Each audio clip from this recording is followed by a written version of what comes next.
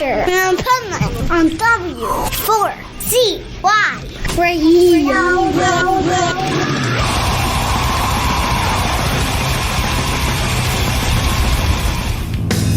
We rode across that bridge all night. We talked our way through city lights, traced all the lines. We're killing time under those buzzing signs from down. This is the Pipe Man here on the Adventures of Pipe Man W4CY Radio, and I'm very excited about our next guest who, oh my God, like time just flies. They have an album called Borders and Boundaries. It's freaking 25 years old. That blows my mind. I don't even think I'm over 25 years old. But let's welcome to the show Chris from Less Than Jake. How are you? I'm fantastic. How are you? You said that like shockingly, you can't believe how much time's passed right when you looked at my face. So I was a little bit like that son of a bitch. I know, right? Listen, it is wild how quick time goes, isn't it? I sit there and I think about 25 years. I'm like, wait a minute, that's like my whole life. And I'm like, oh, wait, it's not. Yeah, when I was a kid, I would notice all my elders, people in their late 40s, early 50s, elders, right? Right. I would notice them just kind of checking out and not giving a damn about anything. You're like, God, they're just so apathetic. You just stop caring when you get older. You realize, man, I'm on the back nine here. Like, I can't worry about all this, superfluous stuff that I've been worried about my whole life. Stupid stuff. I figured out the actual reason and solution for that, actually. Yeah. Because, like people call it midlife crisis. First of all, not everything has to be a crisis, but I figured out what it really is. It's not midlife crisis. It's like you have teenage you who is anti-authority, anti your parents, anti everything except your friends. Those are the people you need to impress, is your friends and your peers. And then you become an adult, a young adult, and then now it switches because, everybody's calling you kid and you're like, I'm not a kid. So you start like, you become this other part of you, which is adult you, that does the opposite. It's like you want to impress, and people want to impress their bosses, or they want colleagues, or they do sometimes want to impress authority.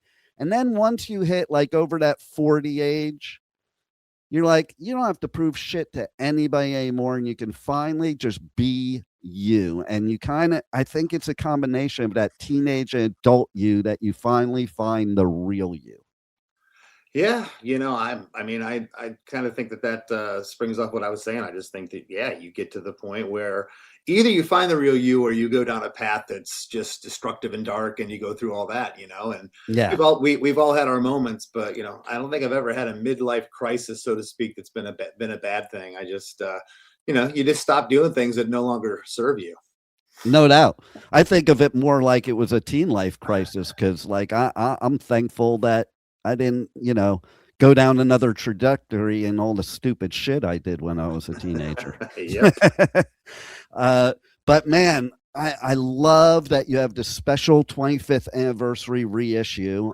So tell us more about it and like why people should get this cool, reissue of what an amazing album. Yeah, well, we were going to print the record up for the anniversary, so we could print the last reissue that we did. Or I was like, there's got to be extra stuff. I know we have. So we went and the archives, we all did, and looked for extra demos and things that we've never shared before. So that's what makes it on this re-release. I don't think we're going to be able to do that again. I don't think there's any other unreleased tracks at this point. I think this is like maybe the third time we've done this. I know Fat Records had done a reissue at one point. So again, we would have pressed the record and celebrated the 25th anniversary either way, but we thought we would at least repackage it for the collectors and put some extra stuff on there. Yeah. So as far as the songs that haven't been released before, what makes them to where they weren't released in the past and that now is a good time? Again, just the re-release. These are stuff that I had found in my collection, actually. I have one of those huge tubs you put like Christmas ornaments or stuff in your garage. You only use once a year. I have like a tub in there just filled, with mementos and things from our past. And one of them is filled with just CDs and cassette tapes and test pressings of records, etc. And I found a CD from the sessions, a bunch of demos and stuff that we had done at Roger's house prior to going to California to track the record. So that's what's made it on here. See, I love stuff like that because isn't it kind of cool when you do go through like these tubs of things you've stored that are like from time past, and you open them up and it's almost like you're getting birthday presents because you forgot you even had most of that stuff. Yeah, I've tried to do away with a lot of those boxes. Those boxes you open up, you move 5 times, and like there's just cords in there. You're like, well, we don't use these anymore. But you know what? I might need it someday. No, you don't. Throw it away. So I'm pretty organized here. I'm in my my memento room. I have everything that Less Than Jake's ever released in this room right here. Nice. So really the only thing I have shoved in the closet are all those extra CDs and cassettes of remixes and demos and practice tapes and those things. And I don't think the practice cassettes are ever going to see the light of day, but we'll see. You never know. You never know. Listen, too, it is funny. I've gone through that recently, too, where I'm going through stuff that I've probably moved 20 times. And I'm like, why am I saving this? But then there's other stuff that's gold, like what you're releasing on this reissue that is like, oh, my God, this is cool. I need to do something with this.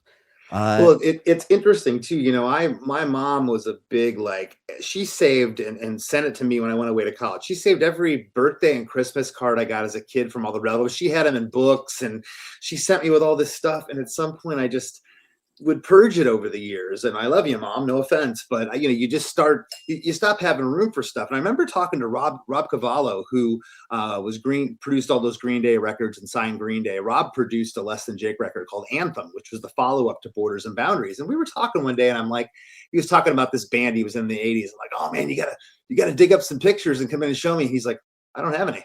I go, what do you mean? He's like, I don't have any pictures of me from yesterday. And I'm like, what are you talking about? I'm like, you think like, is this guy in the witness protection program or something? And I'm like, what are you talking about? He's like, yeah. He's like, at some point I just threw all that stuff out. He's like, I don't need pictures. All my memories are up here. And he was dead. He was dead serious. Like anything yesterday's clutter, it's already gone. It's a cash check. I'm moving here.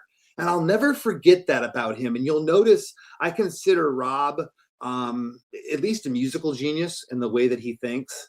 And you'll notice that with people, genius and severe autistic, like that can do crazy stuff, they don't listen to the noise.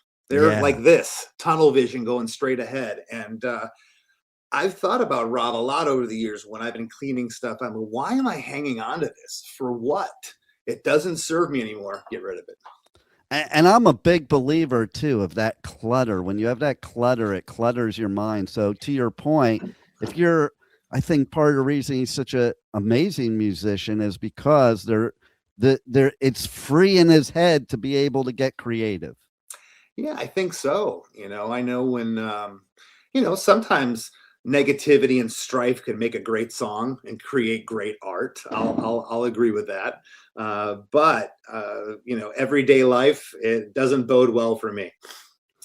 Right. Exactly. So what else do we have going on here in 2026 that we want to let the listeners know? Well, we're going to be releasing some songs. We got offered some different projects this year. So we recorded a couple songs at the end of last year that we're going to throw around. And then we're collecting ideas, putting things together for a new record. We're kind of toying with doing an album. We're going to be over in Europe this summer, playing festivals. Of course, doing the Winter Circus UK run that's coming up here, and just staying busy doing what we do. We're out there for, I don't know, probably 100 shows a year still, flying around, doing our thing, man. It's great. So I want to know, as somebody that also goes to them as well, is how do you compare the festivals in the UK, the festivals in Europe, and the festivals in the US? As an artist. Yeah, will always prefer the UK festival. Just the mystique of all the books I read growing up, and now getting to see a lot of the YouTube videos of Reading and Leeds from the 70s, and reading about Deep Purple being there and Whitesnake and all these bands that I grew up listening to, and then getting to play Reading and Leeds and Download, and they're just class festivals. The enormity of it, that was the first time I ever walked to a festival that big was Reading and Leeds. And because Less Than Jake had played there, and I had been to other, amphitheater festival shows, Warped Tours in the United States. So certainly Yeah. I'd seen a lot of people, but this was an enormity on another level. When you looked at the main stage, it was like 6 stories tall, and the scaffolding. And you're, what is going on? Like, this is, next level. So Totally. I'll say I'll go with the UK for still being my favorite. European festivals are dialed in, and there's great ones in the US, and there's also crappy festivals everywhere too, and that's for another podcast. That's totally true. That would actually make a good podcast episode. Oh my God, I could talk for hours. I'd be your first 10 guests. There you go. Yeah, I love it. everything from the rotten catering to the toilet accommodations. We could go on. Oh yeah. I have to agree with you with the UK festivals. I love doing the UK festivals. As a press person, I think the way they treat press too is like next level compared to anywhere else. It's like they make the job easier for the musician, for the press people, and everybody, crew and everybody involved. Yeah, the UK is laid back in a sense where I wouldn't expect that, but the press at the festivals in the UK are dialed in better than anywhere in the world. That's just a true fact. So I agree with you. I've never been a journalist going in, but they're always organized as an artist. Like, you're going here for 10 minutes, and they drag you to the next one. Boom, boom, boom. Then you're out. You're going to go enjoy lunch. So. Oh yeah, yeah. It's funny you should say that because it's kind of a peeve of mine. Because if I'm told, listen, you have 10 minutes, I'm going to be finished at 9:59. Now, a lot of the U.S. festivals, the person before you will go on for like 30 minutes, and it's like that domino effect. But Yeah. I think also the media people in the UK at the festivals, they work together. Like, instead of all being separate entities, it's like they all have each other's back. So it does run very smoothly, which is better for you guys, the artists, because listen, you are on a tight time schedule. So, doing stuff like that, it's important that everybody be on time. And then just the way you're treated. I've never heard anything bad said about anybody that runs a UK festival that I know of. Yeah, no, we've had great experiences. So I'm sure there's bands out there that could tell you otherwise, but UK has always been awesome. And how about Fat Records? Because I love them, but I think it's really a testament to, when bands like you have been with them like forever, because that doesn't always happen. Well, yeah. So our last couple records, we've been on Pure Noise, but Fat still does reissues and does stuff for us. Of course, we've done a couple records with them. The original Borders and Boundaries was on Fat, and Fat Records is now we're going to be re-releasing our stuff with Hopeless, because Fat is getting cool. Fat is getting absorbed by Hopeless. I don't know exactly when that's going to happen, but yeah, Fat Records came along at a great time for Less Than Jake. We had recorded Borders and Boundaries for our third Capitol Records release, so it was funded from Capitol money, and we got the mixes back. We still thought we were on Capitol, and then we got dropped. And during this time, the president, our A&R person, and you hear this a lot from bands, that everyone was gone. And we got assigned this A&R guy who had been Megadeth's tour manager for years. I think he maybe managed Megadeth for a little while. This guy, Ron Lafitte, and Ron came in, and it just didn't, for us, this guy came in, and he was handed us, and didn't really know what to do with us. You could tell his heart wasn't in it. So when they decided to drop us, we were like, well, this is great. We got this record, and Fat Mike picked it up immediately and stamped Fat Records on it, paid Capitol Records outright for the money they put into it. And it was the greatest thing that could have happened to us in hindsight. At the time, we didn't really care because we had a fan base that we were touring on. And luckily back then there was no such thing or thought of a 360 deal. So we were just raking in at the box office, building this career. It's like, oh, we're not in a major anymore. It doesn't matter. We're still going to pull into Detroit, and there's going to be 1,500 kids there wanting to see us play. So no harm, no foul. But it was the greatest thing because we now had legitimacy as a punk band on Fat Records. Okay. Right.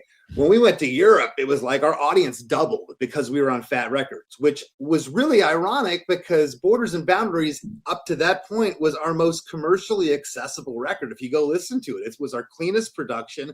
We had some radio songs on there, and it wasn't that we were necessarily shooting for that. You know, we didn't have any outside writers. It was all in-house still, but we were growing and maturing. You know, we weren't just punk kids anymore. We were learning how to play our instruments. So it all worked out, and it ended up being great. And speaking of that, like, it's funny you say learning how to play your instruments, because it's so true. You know, with anybody that's been in punk, what does it feel like to play in a punk band now after doing it for so long? What's the differences for you as a musician? Well, at some point I realized that nobody's ever commented about how much energy I have on stage. I was talking about the band's energy, but you know, they've never once said, man, Chris is jumping off drum risers. He's jumping up in the air. He's pogoing half the set. And I've always been athletic. I've always exercised. I still do keep in shape, you know, cardio. But I realized at some point, no one's ever said anything because they don't care. You're beating the hell out of yourself for what? And I realized that once I wasn't hiding behind that anymore, because that was a defense mechanism in the early days. I knew I wasn't that great. We weren't that great. So just jump around and go crazy. Everyone's drunk anyways. No one's going to give a rat's ass. But you know, you want to get better at your craft. And I realized that if I just moved a little bit less, I could still rock out. The chords are a little cleaner. I'm not as much out of breath. I could sing a little better. And so there was a little bit of that growth that's happened over the years. Taking care of myself during the day, you know, not burning my candles. I go to bed at home at the same time every night. I get up, and that's now the same thing with, you know, being on the road. I try to keep the same schedule. Yeah. And you know, I love that you said that, because it is kind of true. Sometimes I look at musicians, especially the young ones that are doing what you're describing, and I'm like, man, how are they playing their guitar, jumping around and flipping around like that? And I'm usually in awe, but then I listen to you and I'm like, well, that makes a lot of sense that you're actually going to be a better musician if you're actually focused on it. Also remember, you know, and this isn't any disrespect, a lot of the bands can go that crazy because they're using backing tracks today. That's just a fact of modern music. We don't have backing tracks. We're out there warts and all. That's what you get. And so if I'm going to be out there, you know, naked at the class play, I might as well be halfway decent. Absolutely. And see, you said something I talk about all the time that I think a lot of people don't even realize when it comes to punk bands specifically, is that, you know, you do want to hone in on your craft and become a better musician. Like, you want to grow. A lot of times our hardcore fans as an artist, they want you to stay a garage band. But you as an artist, I mean, you're going to want to grow if you're a true artist. Yeah, I think so. You know, I think that there's, you know, certainly, you know, Steve Jones is a better guitarist than he was in the 70s, you know, for the Pistols. But, you know, how good do you want the Pistols to be? You know what I mean? Like, how good do you want that to, you know? So you have to be reminded of that. It can't be too clean and pristine, because I also know that frenetic energy and that looseness is what got us to where we were at. True. You know, I mean, I can look back to videos and just, they're online and all the time. You know, once a year I'll go to YouTube and just type in Less Than Jake 1995, and inevitably someone found a VHS tape in their mom's closet over Christmas, and they uploaded it to YouTube, and I'm watching it, and it's like an out of body experience, man. I'm like, I know that's me. I have no recollection of this, but there's 1,000 kids losing their mind in Cleveland in this video. And I'm listening to the band with my eyes closed going, ooh, that's not that good. And then you open your eyes, you're like, okay, as long as I don't have to listen to the band with my eyes and my ears, I can just listen with my eyes. It's but it didn't matter. And it's also, we still are our own worst critics. Yeah. I can't tell you how many times I've gotten off stage and been like, man, I phoned it in tonight, or that sucked. I was awful. And you got that kid standing there, or multiple. I've seen you 12 times. That was the best I've ever seen you. And you're like, okay, what do I know? Right. I know that feeling too. Because even I, like, every time I get done with my radio show or I get done doing an interview, I'm like, man, I fucking sucked. Yeah. But then I get like, oh, that was the best interview I ever had. I'm like, oh, really? and so, yeah, I mean, I get it too. But you guys are badass. I love that Borders and Boundaries has a special 25th anniversary reissue. Everybody has to go to Fat Wreck Records and go get it. Is there any other things that you want to let the listeners know that we haven't covered already? That's about it. Go check out my podcast, Christy Makes a Podcast. It's a songwriting podcast where I interview guests from all genres of music to talk about one iconic song from their career. I've been doing it for 6 years, and you can find it wherever you listen to podcasts. So thank you. I love it. Well, thank you for making us great music all this time, and thanks for being on the Adventures of Pipe Man. Right on. Thanks. Take care, my friend. Hey, it's Chris from Less Than Jake, and you're listening to Pipe Man on W4CY Radio.